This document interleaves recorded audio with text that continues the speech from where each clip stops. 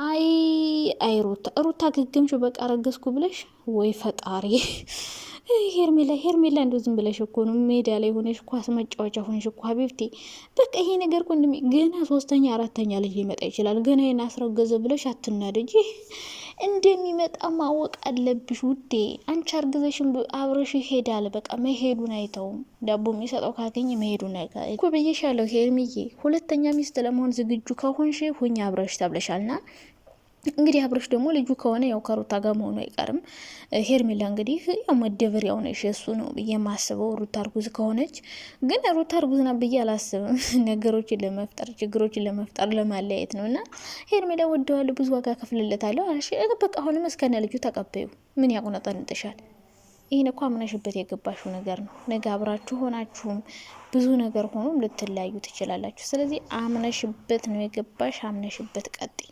ሌላ ምንም ነገር ሌላ ሚስትም ሊያገባ ይችላል 3ኛ ሚስት ከዛ ውጭ ግን ካንቺ ከሆነ ሩታ ጋር መሄዱ አይቀርም ተግባባና ስለዚህ ቁንጥ አትበይ እስከነ ልጁ ተቀበይ አዎ ተወጇለሽ ለሱ ደስታ ሁሌ ነው የምትኖር በቃ ይደበርብሽ ታዩ ዳቦ ሁሌ ሰጪው ይደበርብሽ ሲደብረው ከሩታ ጋር ሲጣላ እየመጣ ይደበርብሽ ምክንያቱም የሱን ደስታ ነው የምትፈልጊው በቃ ደስታውን ከፈለሽ ይሄ ነው እንግዲህ ተከክለኛ ፍቅር ማለት እና መጀመሪያ ነው ተሳሳተሽ በትዳር መሀል ስትገቢ ነው ነገሩ የቀራ ሰው አንቺ በትዳር መሀል ምን አስገባሽ መጀመሪያ በባለ ትዳር መሀል ነገ አብረው መሆናቸው አይቀርም አልኩሽ እኮ አብረሽ ታዲያ በዚህ ልክ ለመለማመጥ ፈለገ አብረሽ ደግሞ አንተ አስረዳኝ ስትል ሩታ መጣ ታስረዳሽ እንደዚህ እንደምትላት እኮ ያውቃል እርጉዝ ነው እንደምትላት እንደማታምንላት እያወቀ ሩታን ጠራት ስለዚህ እርጉዝ ናት እርጉዝ ከሆነች ደግሞ ምን ማድረግ ይቻላል አይወጣ ስለዚህ አንቺ እስከነ ልጆቹ ተቀበይ ሁለቱ ልጆችን አሳድጊ ትክክለኛ ፍቅረ ከሆንሽ እና ይደበርብሽ የሱን ደስታን የምትፈልጊ ከሩታ ጋር ልጅ ወልደል አንቺ ደግሞ የሱ ልጅ ታሳድጊያለሽ ማለት ነው አዎ ይሄ ነው እንግዲህ ወንድ ልጅ ለምኖ መሄድ ይሄ ነው ችግሩ እኮ ምንም ነገር ባረግ አብራኝ ትሆናለች ብሎ እንደፈለገ የሚሆንበትና ምንም ሄርሜላን ያታሳዝነኝ ጋይስ አታሳዝነኝም ሩታ ያው እንግዲህ እርጉዝ ከሆነችም ሆነች ነው እንግዲህ ምን ማድረግ ይቻላል ሆን ብላ ሊሆን ይችላል እልህ ይዟት ሊሆን ይችላል እርጉዝ ላትሆን ትችላለች ግን ብትሆንም ማለት ነው ያው ከልጁ አባት ነው ያረገዘችው ግን እኔ ሩታ ራሱ እንዴት ነው የሚዋጥልሽ ወይ ሄርሜላ ጋር ድሮ መጥቶ ካንቺ ጋር እንዲያዝር የፈለግሽ የማንንም ተራፊ መብላትሽ ራሱ ነው ይደብራል እኮ የምር ይደብራል ሌላ ሴት ጋር ሄዶ ተዳብሮ ምናምን ከዛ አንቺ ጋር መጥቶ አብሮሽ ሲሆን ይስማ ቅፍፍ ነው የሚለውና እንደዛ ባታረጊ ጥሩ ነበረ ግን እንግዲህ ከሆነ ደግሞ የልጁ አባት ነው ምንም ማድረግ አይቻልም ሁለተኛ ልጅ ብትወልድ ሌላ ወንድ ጋር ከምትወልደው ልጆቿን ከአንድ አባት ብትወልድ ጥሩ ነው እሱ ፍቅር ሰጥቶ ባያሳድጋቸውም 10 ሴት ጋር ቢሄድም አሁን ልጁን እየተንከባከበ ነው ስለዚህ ልጁን እንደዚህ የሚንከባከብ አባት ደግሞ ከእንደዚህ አይነት አባት መውለድ ጥሩ ነው ሙስሊሞች እኮ 5-6 አግብተው ይኖራሉ ይሄ እኮ ግልጽ ነው ግን እኔ እንዴት እንደሚዋጥላቸው እግዚአብሔር ይወቀው አንድ ወንድ እስከ 6 ማግባት ይችላል ለምን ማስተዳደር ከቻለ ይባላል እና አብረሽ ደግሞ ያው ዩቲዩብ ዘጭ ብር ነው የሚከፍለው እንኳን 2 3 4 5 ማስተዳደር ይችላል ማግባት እንግዲህ ከተፈቀደ ግን እኛ በክርስቲያኖች አይፈቀድም አንድ ወንድ ለአንድ ሴት ነው የሚለው በሙስሊም ደግሞ ይፈቀድላቸዋል ወንዶች እንግዲህ እንደዛ ነው እምነታቸው ምን እንደሆነ የነ አብረሽና የነ ሩታ አላውቅም ኦርቶዶክስ ናቸው አትሉ እንደ ኦርቶዶክስ አይሆኑ ፕሮቴስታንት ናቸው አትሏቸው እኔ ምንም አይገባኝም ቤተክርስቲያን ሲሄዱ ማናያቸውም ሲዘምሩ ማናይ በቃ ዓለማዊ ነገር ጭቅጭቅ ምናምን ብቻ ነው ይሰሩ ምናይና እምነታቸው አይታወቅም እንግዲህ እኔ አላውቅም እስከዛሬ አብረሽና ያሩታ ፕሮቴስታንት ናቸው ይላሉ አንዳንዶች ግን ሄደው ቤተክርስቲያን ሲዘምሩ ፕሮቴስታንቶችም እኮ እምነት ቦታ አላቸው ታውቃላችሁ እዛ ሄደው አይተናናቅም ኦርቶዶክስ ናቸው ይላሉ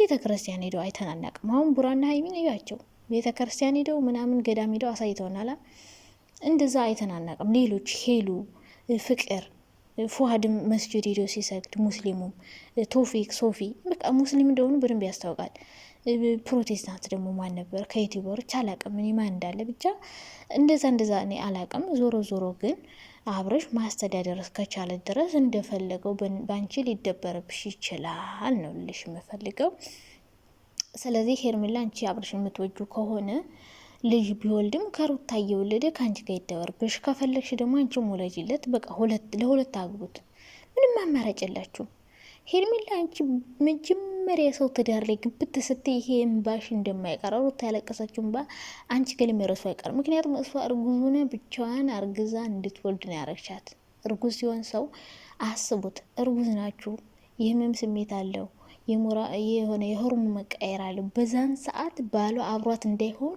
ያደረግሽ ጭራቅ ራስ ወዳድ ሰው ነሽ። ሄርሜላ የዋህ ናት። የዋህ ነው፣ ምንም የዋህ አይደለችም።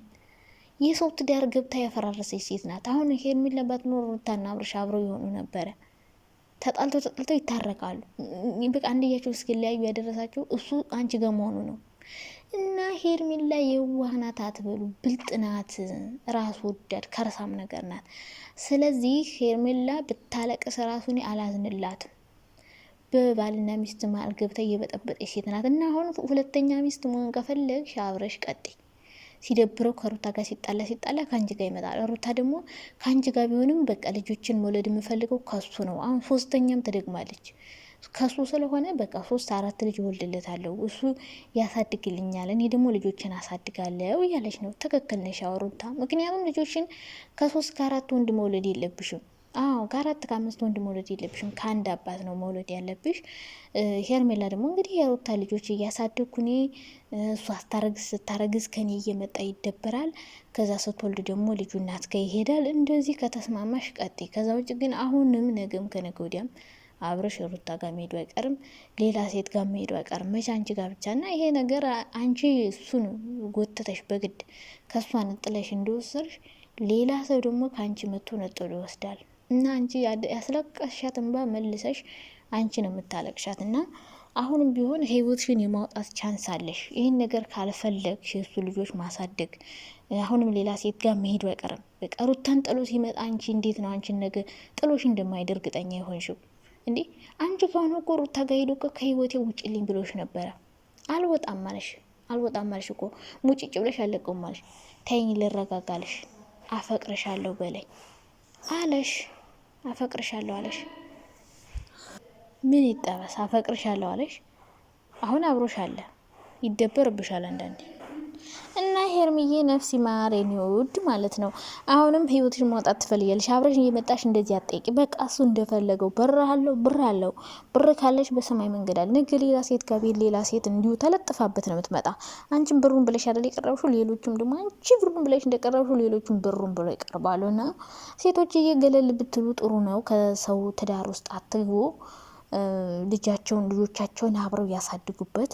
እየገባችሁ አትበጥብጡ። ማልቀስ ነው። አሁን ሄርሜላ ሁሌ ነው የምትረበሽ። ስትወልድ ይሄዳል። አሁንም ሌላ ልጅ እንደ ሩታ የእውነት ባረገዘችና እንዲችን መንገጭላ የሴት ልጅ ክብር የሚባል እኮ የላችሁ።